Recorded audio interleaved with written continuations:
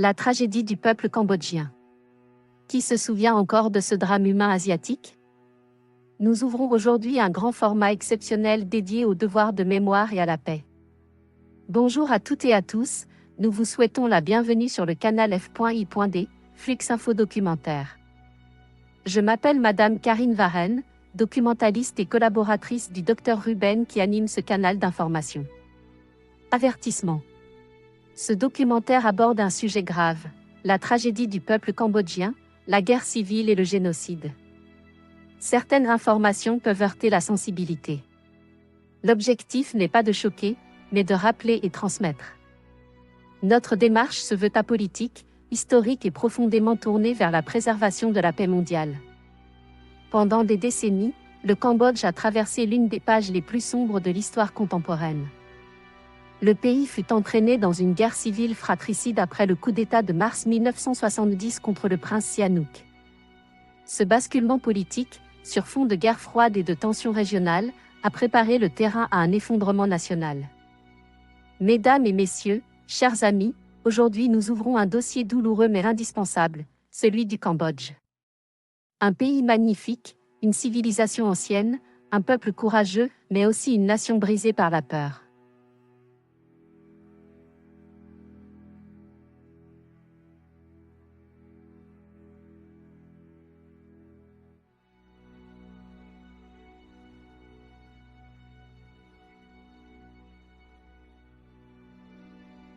La question centrale de ce documentaire est simple, comment une telle tragédie a-t-elle pu se produire au vu de tous? Et surtout, que nous enseigne-t-elle encore aujourd'hui sur la paix, la diplomatie et la responsabilité internationale? Revenir sur ce drame, ce n'est pas rouvrir les blessures par goût du passé. C'est refuser l'oubli.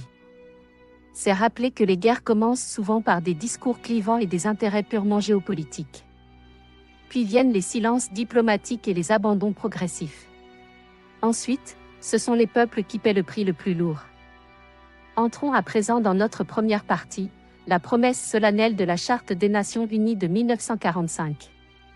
Après le cataclysme de la Seconde Guerre mondiale, la communauté internationale a voulu ériger un rempart contre la barbarie.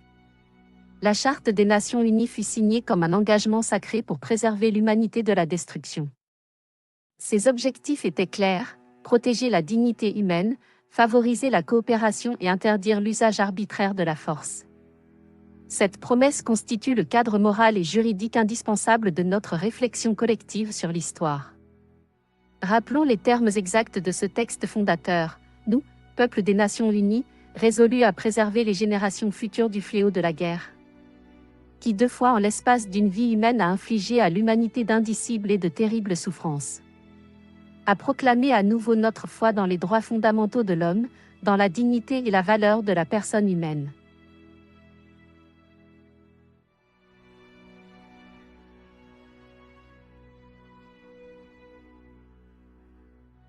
La Charte insiste également sur l'égalité absolue des droits entre les hommes et les femmes, ainsi que des nations, grandes et petites. Elle vise à créer les conditions nécessaires au maintien de la justice et du respect du droit international public. Son but ultime est de favoriser le progrès social et d'instaurer de meilleures conditions de vie dans une liberté plus grande. Pour réaliser ces fins, les États s'engagent à pratiquer la tolérance et à vivre en paix l'un avec l'autre dans un esprit de bon voisinage. L'article 1er précise les buts de l'organisation, maintenir la paix et la sécurité internationale par des mesures collectives efficaces. Il s'agit de prévenir et d'écarter de manière déterminée les maladies à la paix, et de réprimer tout acte d'agression injustifié.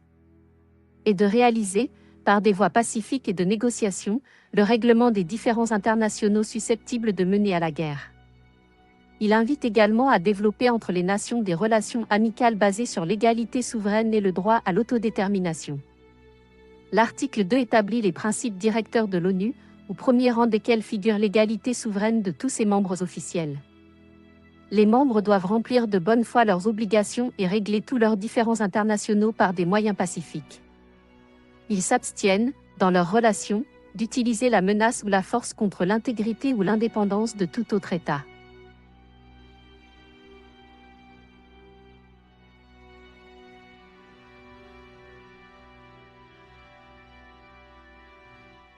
L'article 33 de la Charte est d'une clarté absolue, les parties à tout différend grave doivent en rechercher la solution de manière prioritaire. Elles doivent recourir à l'enquête, la médiation, l'arbitrage, le règlement judiciaire, ou tout autre moyen pacifique de leur libre choix. L'article 34 donne au Conseil de sécurité le pouvoir d'enquêter sur toute situation susceptible de menacer le maintien de la paix internationale. L'article 52 encourage le développement d'accords régionaux pour régler pacifiquement les conflits locaux avant de saisir le Conseil de sécurité. Nous abordons maintenant notre deuxième partie, l'effondrement de ces principes universels face à la dure réalité des conflits. Alors la question tragique demeure, pourquoi ces nobles principes juridiques se brisent-ils si souvent face aux ambitions guerrières? Du Cambodge au Rwanda, des Balkans au Sahel, l'histoire moderne nous montre cruellement que la paix durable ne se décrète pas simplement. La paix exige des institutions solides, une diplomatie courageuse et permanente, ainsi qu'une volonté politique internationale inébranlable. Le drame cambodgien met en lumière une vérité inconfortable, lorsque les diplomaties majeures échouent, le pire devient inévitable. Lorsque les populations civiles deviennent invisibles aux yeux du monde, les pires tragédies humaines s'accomplissent dans le silence. Entrons au cœur de la troisième partie de ce dossier, le basculement du Cambodge dans la nuit de la terreur Khmer Rouge. Le drame cambodgien s'enracine dans une suite de crises politiques majeures initiées par le coup d'État du général Lon Nol en 1970. De 1970 à 1975, le pays est ravagé par une guerre civile violente, attisée par les bombardements étrangers et les guerres voisines.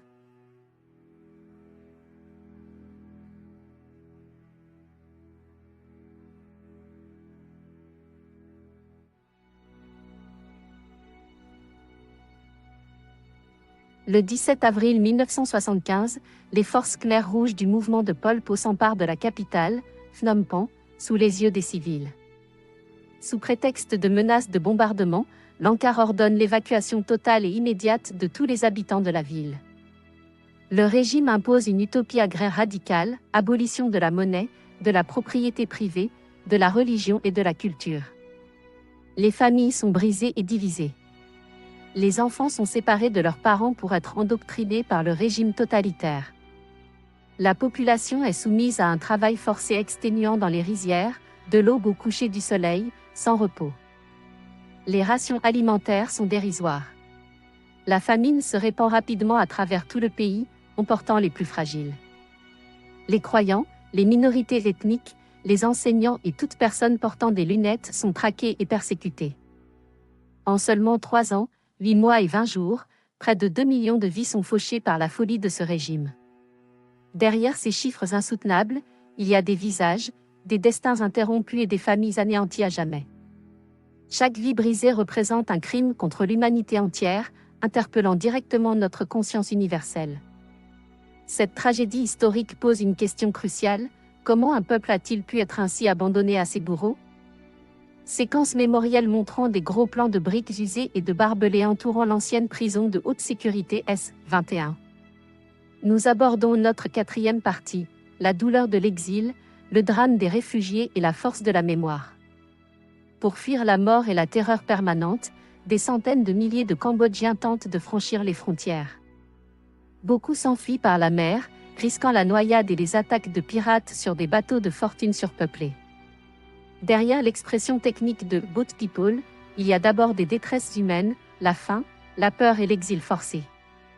Certaines nations d'Europe et d'Amérique ouvrent leurs portes pour offrir protection, asile et un espoir de reconstruction.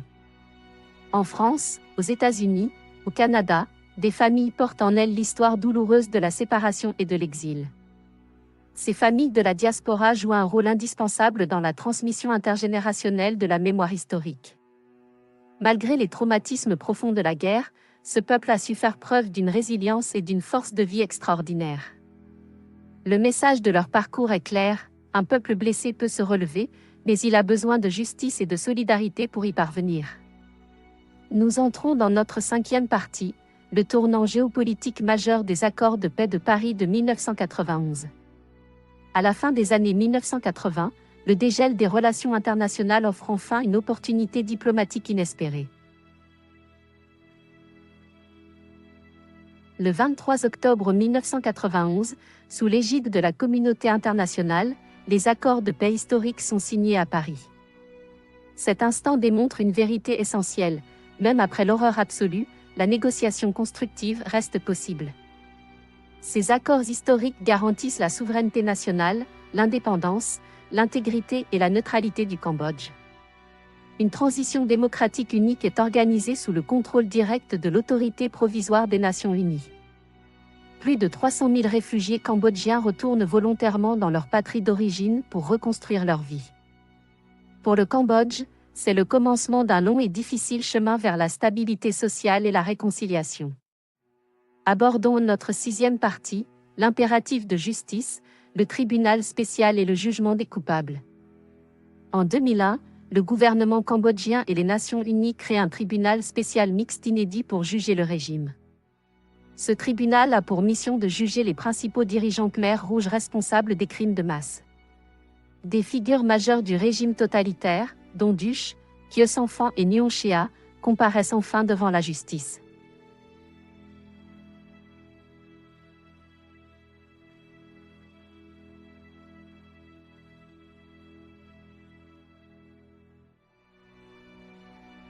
Le tribunal a permis à des milliers de victimes de s'exprimer publiquement, de témoigner et de demander réparation morale. Les jugements rendus pour génocide et crimes contre l'humanité constituent un socle juridique et historique universel. Cette justice, bien que tardive, rappelle au monde qu'aucun dirigeant ne peut s'affranchir éternellement des lois de l'humanité. Nous arrivons à notre 7e et dernière partie, la vigilance mémorielle au service de la paix contemporaine.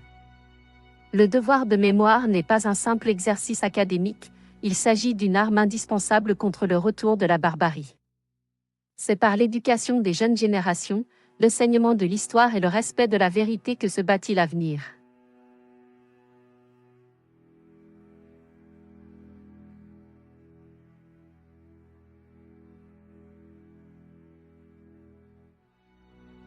Ce que l'histoire nous enseigne à travers le drame cambodgien doit interpeller toutes les régions aujourd'hui meurtries. De l'Afrique centrale au Sahel, du Proche-Orient à l'Europe de l'Est, la protection des civils doit rester notre priorité absolue. Le canal F.I.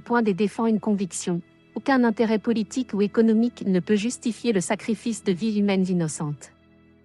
La reconstruction des liens familiaux, la spiritualité et le respect mutuel sont les véritables piliers d'une paix durable. La communauté internationale doit retrouver le courage de la solidarité et le respect scrupuleux de sa propre charte de paix. L'Organisation des Nations Unies doit rester ce centre d'harmonisation des efforts mondiaux voulus par ses fondateurs en 1945.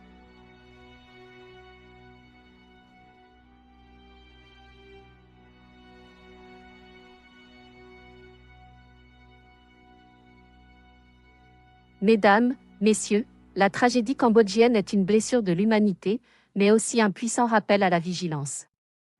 Bâtissons un avenir où la force du droit l'emporte sur le droit de la force, et où chaque vie humaine est sacrée et protégée.